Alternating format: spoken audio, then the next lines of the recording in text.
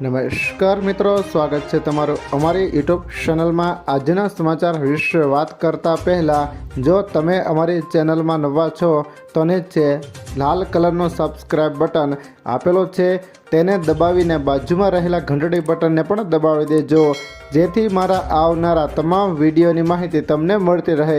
અંબાલાલ પટેલે વરસાદને લઈને વધુ એક મોટી આગાહી કરી છે। આગાહી મુજબ રાજ્યમાં આગામી 2 દિવસ સુધી છૂટાછવાયા સ્થળોએ હળવેથી મધ્યમ વરસાદ વરસી શકે છે।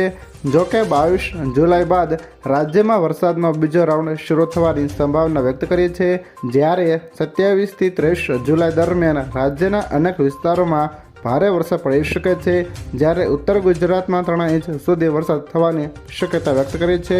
રાજ્યમાં વરસાદને લઈને સારા સમાચાર સામે આવ્યા છે। આજથી રાજ્યમાં વરસાદનો નવો રાઉન્ડ શરૂ થઈ શકે છે। હવામાન વિભાગની આગાહી મુજબ રાજ્યમાં 3 મહત્વપૂર્ણ વરસાદી સિસ્ટમ સક્રિય થતાં આગામી 5 દિવસ તમામ જિલ્લાઓમાં હળવેથી મધ્યમ વરસાદ વરસી શકે છે। સાથે જ દરિયાકાંઠાના વિસ્તારોમાં 45 થી 55 કિમી પ્રતિ કલાકની ઝડપે પવન ફૂંકાઈ શકે છે। માછીમારોને દરિયો ન ખેડવાની સલાહ આપવામાં આવી છે। દેશમાં ચોમાસું પૂરજોશમાં ચાલી રહ્યું છે।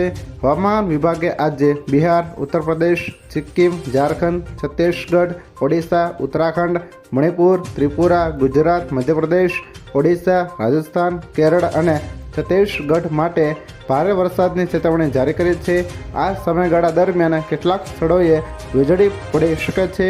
લોકોને સાવચેત રહેવા સલાહ આપવામાં આવી છે। ગુજરાતમાં વરસાદનો વધુ એક રાઉન્ડ શરૂ થયો છે, જેમાં આજે 36 તાલુકાઓમાં મેઘમહેર જોવા મળી છે।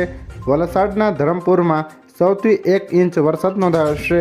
હવામાન વિભાગે દક્ષિણ ગુજરાતના વલસાડ અને નવસારી જિલ્લાઓમાં ભારે વરસાદનું ઓરેન્જ એલર્ટ જાહેર કર્યું છે, જ્યારે અમદાવાદ સહિત 17 જિલ્લાઓમાં યલો એલર્ટ આપ્યું છે।